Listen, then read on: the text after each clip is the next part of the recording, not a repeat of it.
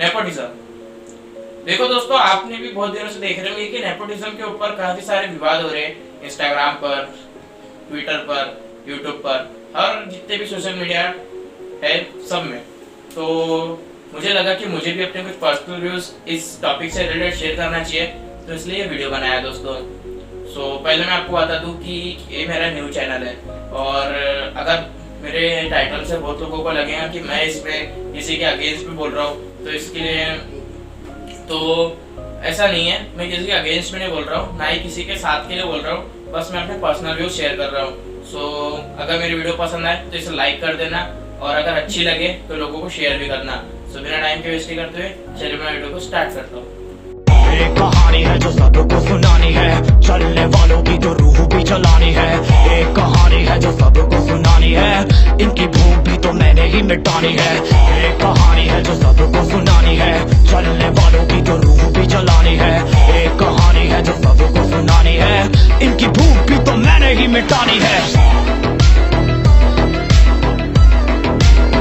यानी कार हो। फ्रेंड्स, ये जितना भी मसला है, जो भी चल रहा है, ये हुआ चालू सुशांत सिंह सर के मौत के बाद, और उसके बाद में जब कंगना रनावत मैम ने वीडियो बनाना चालू किए, मीन्स ये जो नेपोटिज्म है इससे रिलेटेड वीडियो बनाए। मगर ये पहली बार नहीं कि कंगना मैम ने नेपोटिज्म के ऊपर कुछ बोले हैं, बट इसके पहले भी इन्होंने ऐसे कई सारे मीन्स शोज में, वीडियोस में ऐसा जाहिर किया, जैसे कि आपकी अदालत में, कॉफी विद करण में, और भी एक दो शोज है जहाँ पर उन्होंने नेपोटिज्म का बारे में बोले हैं। तो ये पहली बार तो नहीं है, इसके पहले भी ये बातें निकल चुकी है, बट इसमें मालूम है एक्चुअली जो है इसमें फोकस में ला रहे कि जो सुशांत सिंह सर की जो मौत थी वो नेपोटिज्म की वजह से हुई थी। तो पहली बात तो इस बात का कोई प्रूफ नहीं है दोस्तों कि सही में उनकी मौत नेपोटिज्म से ही हुई थी या नहीं हुई थी। तो अपन खुद से थियरी नहीं बना सकते कि हो सकता है कुछ और भी वजह हो, बट लेकिन अगर जो मेन जो वजह है वो निकल के आ रही है, और इसमें निशाने में डाल रहे करण जौहर को, सलमान खान को, एंड आलिया भट्ट, और जितने भी स्टार किड्स है उनको सबको उसमें ला रहे हैं। और एक बात से मुझे भी इस बात से मैं एग्री हूँ कि हो सकता है कि नेपोटिज्म की वजह से उन्होंने सुसाइड अटेम्प्ट किया हो, बट इसकी कोई और भी थियरीज निकल के आ सकती है, कोई बता नहीं सकता। एंड जिस टाइप से मैं बताऊं तो मैंने भी अपना कुछ पर्सनल व्यूज देखे हैं, जैसे कि सबसे ज्यादा हमें नेपोटिज्म देखने को मिलता है तो अवार्ड फंक्शन में, जो भी अवार्ड्स होते हैं, फिल्म फेयर, जी साइन, आईफा, एक्सेट्रा एक्सेट्रा, उन सब में हमें नेपोटिज्म देखने को मिलता है। और मोस्टली मैंने रिसेंटली में जो इस ईयर जो वो हुआ था फिल्म फेयर 2019 में, वो अवार्ड जो डिस्ट्रीब्यूट हुए थे उसमें गली बॉय को 13 अवार्ड मिले थे। तो इसमें भी हम नेपोटिज्म देख सकते हैं कि कितने सारे अवार्ड्स उसको गेन हुए, एंड बहुत कुछ इसमें राजनीति भी चलाई गई थी। और मालूम है बहुत जब ये हुआ था फिल्म फेयर, जब अवार्ड डिस्ट्रीब्यूट हुए थे, तो उसके बाद में एक बात निकल के आई थी, और इस बात पे कई सारे लोगों ने वीडियोस भी बनाए थे कि जो तेरी मिट्टी जो सॉन्ग है उसको वो अवार्ड डिजर्व होना चाहिए था। जो बेस्ट लिरिक्स अवार्ड जो था वो गया था अपना टाइम आएगा निजी वो डिवाइन को, एंड वो अवार्ड उनको गया था बेस्ट लिरिक्स के लिए, और ये अवार्ड तेरी मिट्टी को जाना चाहिए था। और अगर मैं अपना ओपिनियन दूं तो हाँ, ये तेरी मिट्टी को डिजर्व करता था, बट अगर मैं आपको बताऊं उसको अवार्ड क्यों मिला, तो अवार्ड दोस्तों इसलिए मिला था क्योंकि जो मूवी रहती है, मूवी में जब गाना चलता है, मूवी जिस सिचुएशन पे चलते रहती उसी सिचुएशन पे वाला गाना बजने को ना, तो जब वो मूवी चलती, जब मुराद का जो ऑडिशन रहता है तब वो गाना गाता है, और तब उस सिनेरियो में वो गाना उस मूवी में सिंग करता है। इसलिए एक तरीके से ये अपना टाइम आएगा को भी ये अवार्ड डिजर्व हो सकता है, इसलिए शायद इसको मिला होगा,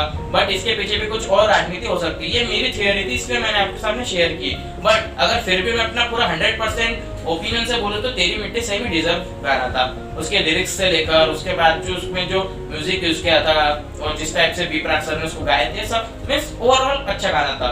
और सबसे पहली बात, जैसे अभी बोल रहे लोग कि आउटसाइडर्स को ज्यादा मौका देना चाहिए, तो आउटसाइडर्स को दोस्तों मौका तो जरूर देना चाहिए। और जैसे कि कंगना मैम बोलती है अपनी वीडियो में कि आउटसाइडर्स को मौका दो, तो पहले मैं आपको बताऊं कि करण जौहर अकेले वो बंदा नहीं जिसका धर्मा प्रोडक्शन चल रहा है, कंगना मैम का भी एक प्रोडक्शन हाउस है, जैसे कि आपको मालूम ही होगा। तो जब वो बोल रहे हैं कि आउटसाइडर्स को मौका दो, तो क्यों भाई उनको भी आप अपने प्रोडक्शन हाउस में उनको मौका दो ना, मनोज बाजपेयी है, पंकज त्रिपाठी है, जो भी, और जैसे कि अंडररेटेड एक्टर जैसे कि अक्षय खन्ना हो गया, के मेनन हो गए, उनको आप अपने फिल्म में मौका दो करने का। अंडररेटेड है, वो आउटसाइडर है, तो आप क्यों नहीं देते हो मौका मैम? ये मेरा क्वेश्चन आपसे। अगर आप बोलते हो कि आउटसाइडर्स को मौका दो तो आपके पास तो है, आपके पास तो खुद का प्रोडक्शन है, आप उसमें बुलाओ।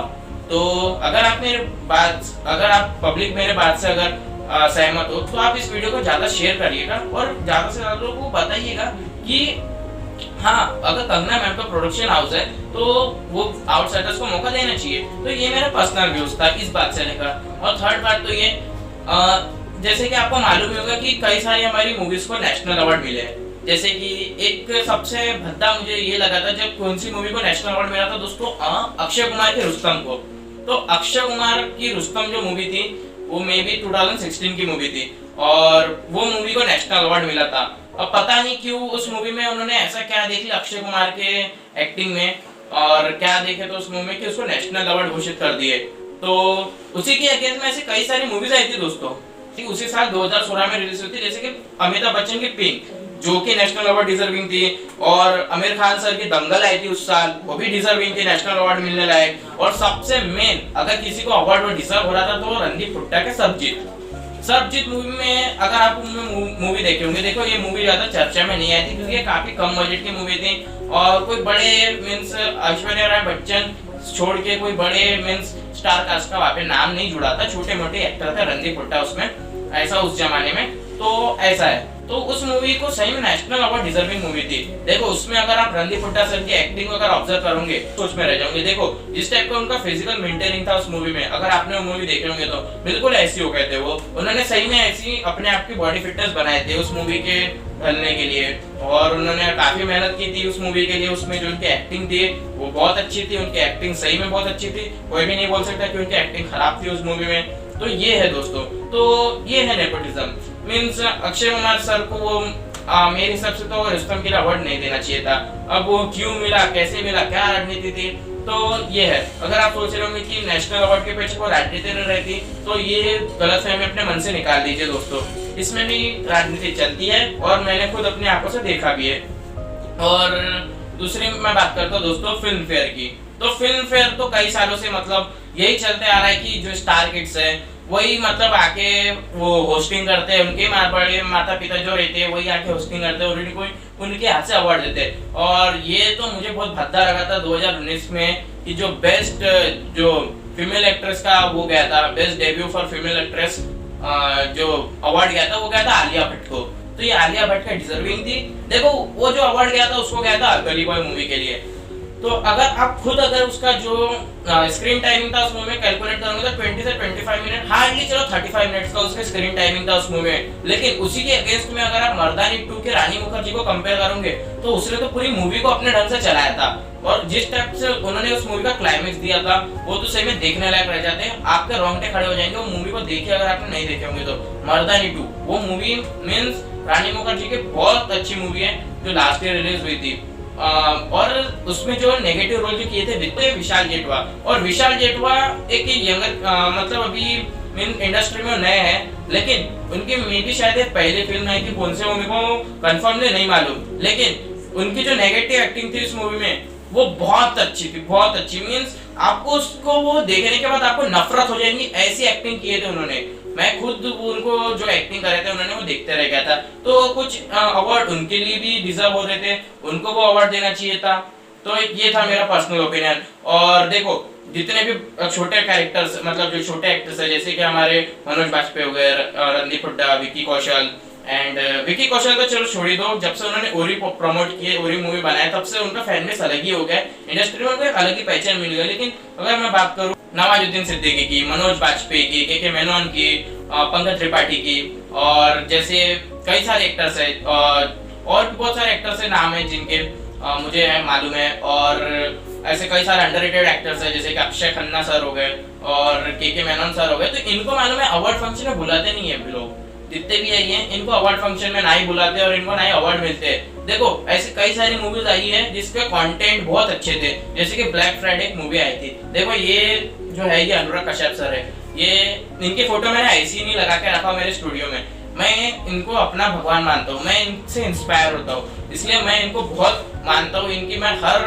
मूवी की कदर करता हूँ, हर सीरीज की कदर करता हूँ। इनकी एक मूवी आई थी देखो अब से कई साल पहले, ब्लैक फ्राइडे करके। देखो ये मूवी तो मतलब उतनी ज्यादा चली नहीं थी, कोई थिएटर में नहीं चली थी, कुछ इसमें नहीं, लेकिन मैंने इनकी मूवी देखा वो ब्लैक फ्राइडे, तो इतनी जोरदार मूवी थी कि वो ये छोटा सा फिल्म फेयर तो दूर की बात है, उसको अगर ऑस्कर के नॉमिनेशन दिए गए थे ना तो वो भी मार लेती, इतनी जबरदस्त मूवी थी। अब चलो ऑस्कर की बात निकल ही गई, तो हमारा इंडिया तो नेपोटिज्म में ऐसा है कि गली बॉय को ऑस्कर के लिए भेजता है, तुम्बाड़ जिसको जैसी को वैसे रखता है। आपने अगर तुम्बाड़ देखे होंगे, देखो तुम्बाड़ मास्टरपीस मूवी है, मैं अपने मुंह से बोल रहा हूँ, मैं और आगे भी बोलते रहूंगा कि तुम्बाड़ मास्टरपीस मूवी है। देखो उस मूवी की अगर आपको खासियत गिनाने जाओ तो कम पड़ेंगे, उसकी एक्टिंग परफॉर्मेंस लाजवाब, उसका बैकग्राउंड म्यूजिक लाजवाब, उसमें जो सिनेमेटोग्राफी यूज हुई है वो लाजवाब, और जिस टाइप से उसके विजुअल लैंग्वेज है और जिस टाइप से शूट हुई है वो एकदम जोरदार दोस्तों। और जो सोहम शाह की एक्टिंग बोलोगे तो वो तो टॉप क्लास। देखो ऐसा कोई भी नेगेटिव बात नहीं निकल के आती वो मूवी से रिलेटेड। वो मूवी को अगर तुम भेजते ना तो वो सही में एक ना एक कैटेगरी में तो ला ही लेती, इस बात की गारंटी मैं क्या पूरा आधा इंडिया ले सकता है। जितने भी मेरे समान रिव्यू देते हैं ना उन सभी से जाके पूछो अगर तुम्बाड़ को ऑस्कर के लिए भेजे रहते तो वो लाती कि नहीं लाती। और अगर सिर्फ बात तुम्बाड़ की कर रहा हूँ तो तुम्बाड़ अकेले नहीं है जो ला सकते थे, मैं ऐसे कई नाम गिना देता हूँ आपको, जैसे कि पान सिंह तोमर है। पान सिंह तोमर इरफान खान की एक मूवी थी, देखो उस मूवी का जो कंसेप्ट था और जिस टाइप से उनकी जो एक्टिंग वगैरह सब वो भी क्लास थी, उसको भी भेज सकते तो वो भी ला सकते थे। सुपर डिलक्स है, रत्ससन करके एक मूवी है, देखो अंडररेटेड मूवी है, ज्यादा चर्चे में नहीं आती, लेकिन मैं जितने भी अंडररेटेड मूवी है ना उसके लिए अगेंस्ट में उनके लिए एक वीडियो बनाऊंगा, अलग से वीडियो बनाऊंगा, जरूर देखिएगा, जल्दी लाऊंगा मैं ऐसी वाली वीडियो। अंडररेटेड मूवीज को मैं खुले में बताऊंगा कि ये मूवीज को अगर ऑस्कर के लिए भेजे रहते तो शायद ये कोई ना कोई कैटेगरी में तो ला ही रहती। ये मेरा ओपिनियन है। देखो तुम्बाड़ थी, सुपर डिलक्स थी, ऐसे कई सारे और मूवी है। ब्लैक फ्राइडे एक बहुत अच्छी मूवी है, इसे आप निगलेक्ट करते लोग, इसे देखते नहीं। ये मूवी टीवी पर नहीं आती, ये मूवी मींस हमको सिर्फ यूट्यूब पर अवेलेबल है, हम वही देख सकते हैं, तो ये है। तो ऐसा कई जगह है दोस्तों जहाँ पे नेपोटिज्म चल रहा है और शायद ये चलते रहेगा। देखो बहुत से लोग बोल रहे हैं, बहुत से हैशटैग्स लागू हुए कि boycott Karan Johar, boycott nepotism, से नो टू स्टार किड्स, ऐसे करके हैशटैग चालू है। बट अगर आप एक अपने मन से अगर कुछ जोड़ो तो ये ज्यादा दिन तक टिकने वाला तो है नहीं। अगर आप भी अगर सोचोगे तो हार्डली 1 महीना 2 महीना, उसके बाद में लोग खुद ही भूल जाएंगे। और ये इतने बड़े लोग हैं, इसके मन आप अगर सोच रहे होंगे कि बंद हो जाएगा, ये हो जाएगा, तो ऐसा कुछ नहीं है। ये जो नेपोटिज्म का धंधा है ना ये चलते ही रहेगा, आप कुछ भी कर लो ये चलते ही रहेगा। मीन्स जो स्टार किड्स है वही चलते रहेंगे, बट इसे रोकन हम हैशटैग लगा के इनको रोक नहीं सकते। हम रोक कब सकते हैं, जैसे कि इनकी मूवीज आती है, बागी 2 आती है, जुड़वा 2 आती है, ऐसी इनकी जो रंग रंग के मूवी आती है ना उसको देखना बंद करो। और टीवी पर आती है तो टीवी का चैनल चेंज कर दो, डायरेक्टली हमें नहीं देखना है। देखो हम ऑडियंस है तो करके ये लोग चलते हैं, अगर हम ऑडियंस ही उनकी मूवी देखना बंद कर देंगे। अगर एक एग्जांपल दे रहा हूं मैं, जैसे ये लास्ट ईयर मूवी रिलीज हुई थी, देखो मैंने मर्दानी 2 का आपको रिसेंटली एग्जांपल दिया, तो लास्ट ईयर मूवी रिलीज हुई थी देखो दबंग 3, तो उसका ग्रॉसिंग जो था मींस जो उसका बॉक्स ऑफिस कलेक्शन था वो था 200 करोड़ पार, मींस 200 करोड़ प्लस उसका जो था मींस क्रॉस गई थी वो मूवी, जबकि उसमें कुछ था नहीं। उसमें से भाईजान की एक्टिंग को देखने गए थे तो छोड़ो, उसकी एक्टिंग तो छोड़ो, तो उसमें जो बैकग्राउंड म्यूजिक भी जो यूज हुआ था ना वो भी ऐसे कान से खून निकालने वाला था। मेरे को मालूम है कि वो कैसी थी, वो मैं तो देखा भी नहीं वो मूवी को, वो थर्ड क्लास। उसी के अगेंस्ट में वो रानी मुखर्जी की मर्दानी 2 लगी थी, जिसने मात्र 93 करोड़ रुपए कमाए, और सेकंड बात उस मूवी को कोई अवार्ड नहीं मिला, कोई कुछ नहीं मिला, जबकि वो सही में डिजर्विंग मूवी थी, एक मास्टरपीस मूवी थी। वो बहुत अच्छा थ्रिलर था, उसका एक्टिंग से लेकर उसका थ्रिलर कंसेप्ट बहुत अच्छे थे। लेकिन छोड़ो, नेपोटिज्म है तो और लोगों को बड़े मतलब जो सरनेम वाले जो एक्टर्स है ना बस उन्हीं की मूवी देखनी है, इनके तो देखनी ही नहीं है। अब अगर मैं आपको एक प्रैक्टिकल एक बात बताऊं तो जैसे कि सुशांत सिंह बोलते हैं कि उनका करियर बंद होने वाला था, तो मैं एक अभी तो जा चुके बोल के फायदा नहीं, लेकिन एक हमारे पास एक प्लेटफॉर्म निकल के आया जिसको हम बोलते हैं ओटीटी प्लेटफॉर्म। देखो जितना लॉकडाउन में थिएटर तो वैसे भी बंद थे, तो जितना ओटीटी चला है ना उसने थिएटर को टक्कर दे दिया है। और सही बात बताओ ना तो ओटीटी में हमें एक्टिंग से लेकर कंटेंट तक सब देखने को मिल जाएगा, वहाँ पर सब मिलता है वहाँ पे देखने को। अगर सुशांत सर को ऐसे लगता था कि उनका इसमें करियर नहीं है थिएटर वाली फिल्मों में, तो वो इसमें आ सकते थे ओटीटी प्लेटफॉर्म स्पेस में, वहाँ पर डिजिटल प्लेटफॉर्म में जाकर वहाँ पे अपना करियर बना सकते थे। और वहाँ पर तो जरूरत है मींस अच्छे एक्टर्स की, और वहाँ पे हमको बढ़िया जो अच्छे एक्टर्स है वही दिखाए जाते हैं, जो छोटे मोटे एक्टर्स है और जो छोटे मोटे एक्टर रहने के बावजूद भी जो अच्छे एक्टिंग करते हैं वो हमें दिखाते हैं। वो हमने देखे हैं डिजिटल प्लेटफॉर्म्स पर, जैसे कि क्या मेनन सर की एक्टिंग देखते हैं हम लोग वहाँ पे, और जितने भी है उनके एक्टिंग परफॉर्मेंस देखते हैं। सब मूवी जब सीरीज सब में कंटेंट रहता है, जबकि हमें वहां पर देखने को नहीं मिलता। और अगर ऐसा ही चलता रहा, अगर ओटीटी प्लेटफॉर्म्स में अगर हमें कंटेंट देखने को मिला और अगर हमको जो मूवीज जो निकल के आती है थिएटर में जो आती है उसमें अगर कंटेंट नहीं मिला, तो ये जाहिर सी बात है कि हम ओटीटी को ज्यादा सपोर्ट करेंगे, क्योंकि आजकल की पब्लिक को, बहुत सी पब्लिक को कंटेंट चाहिए, कुछ देखने लायक चाहिए।